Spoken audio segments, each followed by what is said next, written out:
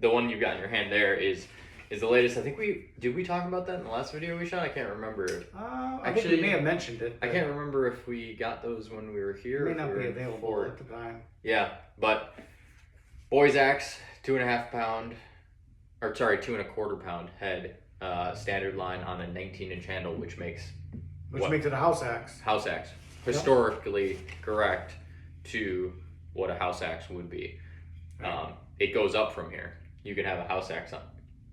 You can have a 4 pound, 5 pound right. house axe or head on a short handle. Right. But I didn't know if you wanted to talk about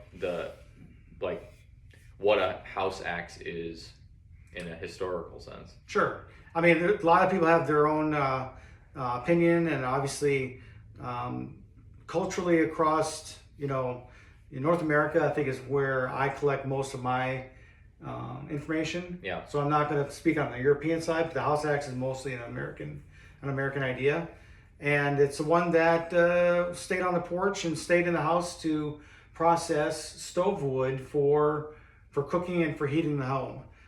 So you'd have a cook stove in the kitchen or in the summer kitchen, and it'd have a little small firebox. Basically about the size of a loaf of bread is on some of these. And it was just for cooking. It wasn't really meant to try and heat the whole house, even though it would add heat to the main structure. Yeah, so you're not putting a log in that. Right. You're like corn cob size. Right. It's just chunks. Small stuff. So the house axe, the idea is that the head is heavy enough to do some splitting or some limbing or even cleaving of branches, and the handle is just long enough to get a good swing, but you can choke up on it and still feel comfortable for accurate splitting. Yeah. And it could be anybody in the home. I would guess that traditionally it was mostly the mothers who were cooking and needed an axe, or if they had one of their kids that were going to be helping for the day, or if their responsibility was to process all the stove wood they need for the meals coming up. So this is something that's a little more manageable for people who aren't experienced or are smaller stature. And inside. And inside, right. You're not swinging a full-size boy's axe inside the house. It's just right. not practical. Right. So it basically checks a lot of boxes for that specific need to create firewood for the cook stoves. Yeah, that's so we had this as a special project. We talked council tool into putting the boy's axe head on a 19-inch handle. I'm a big fan of their 19-inch handle, which is found also on the Hudson Bay and on the pack axe. And that's it. That's what they're found on.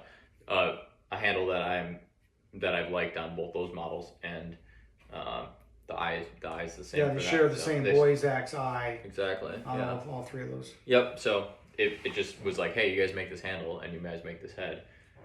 You should put it together. So we've got those in stock right now, and those have been a pretty big hit for folks that are looking for something to keep next to their fireplace. Yeah. I was pretty excited when you brought up the idea, because I think that there's a lot of people that, as they start to learn about axes and they start to understand or learn about the history, if you can give them something that really hasn't been created in the last, maybe 40, 45 years, sure, maybe more, maybe 60 years, and kind of bring that back. And even though a lot of people don't have cook stoves, but it is a really good camp axe for processing firewood at camp. Yeah, I'm planning on putting one next to our, not necessarily a cook stove, but the one we just moved in. We just moved our potbelly, I guess in a sense, potbelly stove in, and this is going to be the perfect one to set next to it to bust up to make little kindling slivers to throw in. I have one that I think I bought from you, actually. Okay. I'm actually going to be using it as what I call a splitting buddy.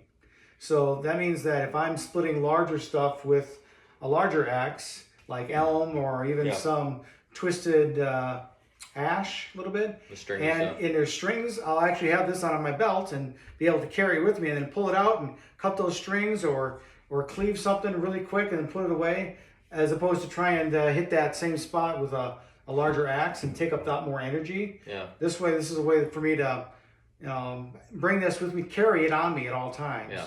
And then also I can use it to drive small wedges for dropping smaller trees. Right. Yeah. Exactly. Yeah, I use a 24-inch boy's axe for banging wedges because I'm not.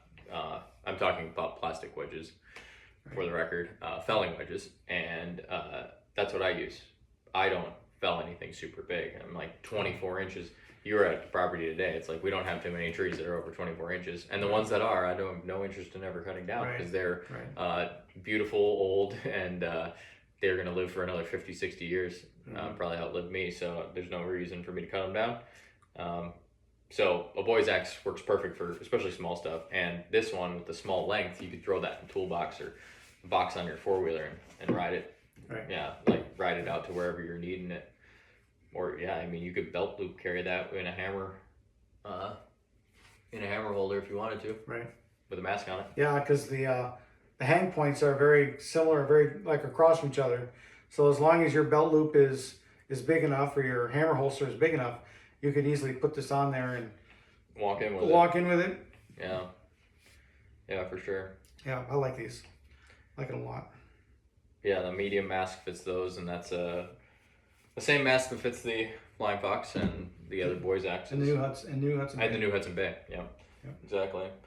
Again, trying to cover multiple bases with the same product.